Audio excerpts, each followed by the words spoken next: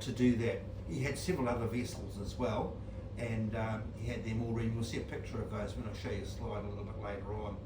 But of course he had to plan supply routes. You can't have an army not marching on without feeding them.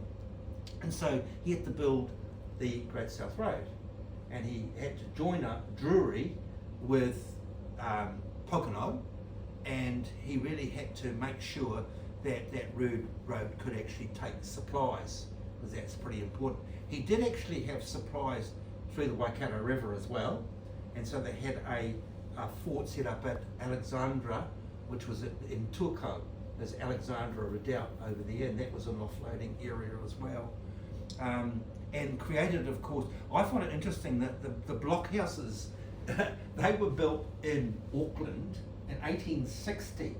That's before Grey gets this. That's brought under Gore Brown's brief. He said, we've got to protect these settlers from marauding Maori, and I thought that was incredible, because the Maori were the ones who were trading with those Europeans, feeding them basically, and yet so they were defensive from the beginning. They were absolutely they were, and it's interesting because in Blockhouse Bay there was a blockhouse, of course, after the name, and that was very close to Portage Road.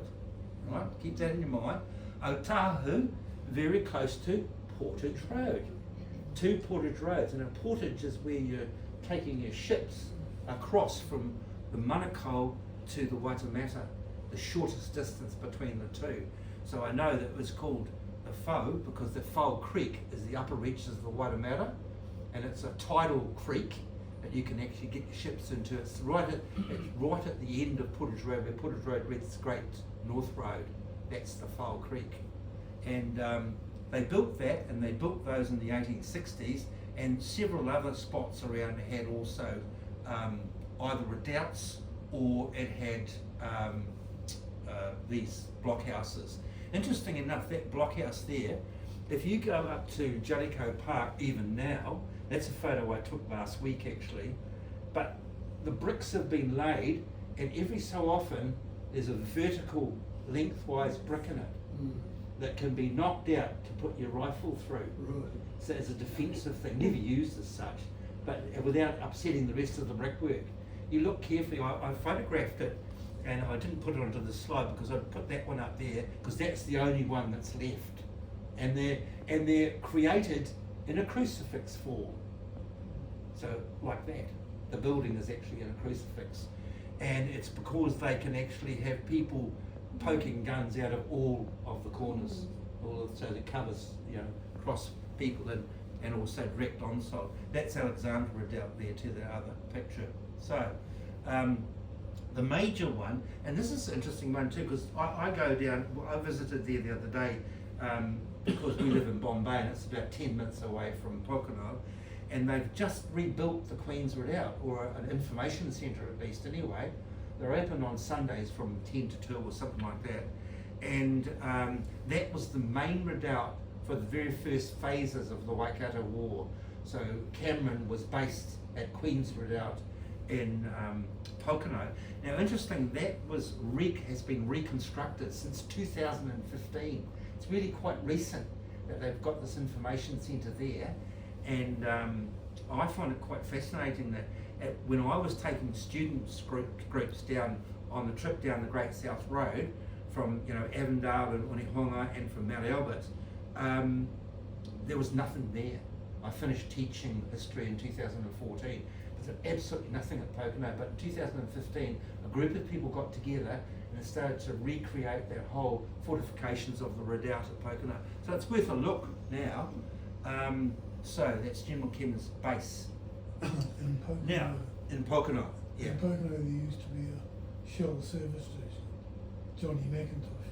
That's right, yes. And Johnny McIntosh's sons used to go over the redoubt area, and he had quite a collection of uniform buttons and that I'll be left behind. dug up. Yeah, really. Oh gosh, Now, of course, the key here for Grey was funding. He needed to convince that the Colonial Office in England that Auckland was under threat, and their sovereignty was under threat. And Gray alleged that Waikato and Maniapoto, who were tied to the King movement, were actively massing armed bands of troops with the sole intention of marching to ravage Auckland and murder peaceable British settlers. And Gray used statements, and he was selective in his evidence, and he's submitting these back in his correspondence with the colonial. Interesting, because it takes time. I used to say this to the students when I was teaching them. If you think about it, how would you communicate with the Colonial Office in England if you were in New Zealand? And the turnaround would be at least 6 months. For sending stuff over. It would take, and a very best trip would be probably about 12 weeks to get a very good trip, sailing ship back to England, and then you'd have to get the decision from them and then come back again. Yeah, so it's a 6 to 7 month turnaround for decision making. So really they're depending on the word of the governor largely to actually help to inform their decision making, because they know that the gestation was going to be quite long for the turnaround. It's quite interesting. So they wouldn't have a connection with New South Wales at that stage? No. They've moved further past Yeah, that. so from 1840 onwards, pretty much they're on their own. Yeah, that's right. The key there, though, was a good point, because it's the governor that officially maintained control over race relations, over the relationship with the Maori. So it was really the governor who kept control of that, even when they got what's called responsible government in about 1856. Even then, they had to negotiate with the governor. If they're a minister of Native Affairs, for example, he had to talk to the governor about what they were going to do and so on. But clearly, the governor was the one that had the access to the funds to get the troops. Because if they're troops, they're going to get paid, aren't they? And they're full-time professional soldiers. And so he used little evidence from these sorts of ones. And there's another one too that Bellich has quoted too. But Bellich argues that a lot of these stories about the threat to Auckland were a load of nonsense. He thinks that they were baseless, and I always said this: why would Waikato Maori bite the hand that fed them? It was crazy. It doesn't make sense. You know, they had a really good thing going here. They controlled a third of the shipping fleet. They had Waka going into Auckland all the time, trading with these people who were growing all the time. So they were doing quite nice. They owned flour mills and so on. So there's no reason for them to be a threat to Auckland. And there's one story in here that Bellich talks about, and he's relayed this back to the Colonial Office. It's about a chap called Henry Munro.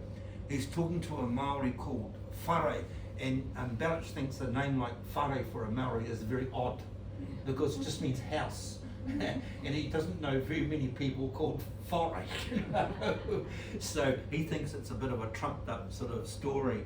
But anyway, this Whare tells Henry Munro that Maori were planning to attack Auckland, and they got people together that started organising in groups, and that they had a special deal done with the French to exclude them from being attacked, and the French were going to put markings on their door to indicate that you don't go and attack them if you're Maori, because they are French, and French are our kind of friends, like collaborators, you know.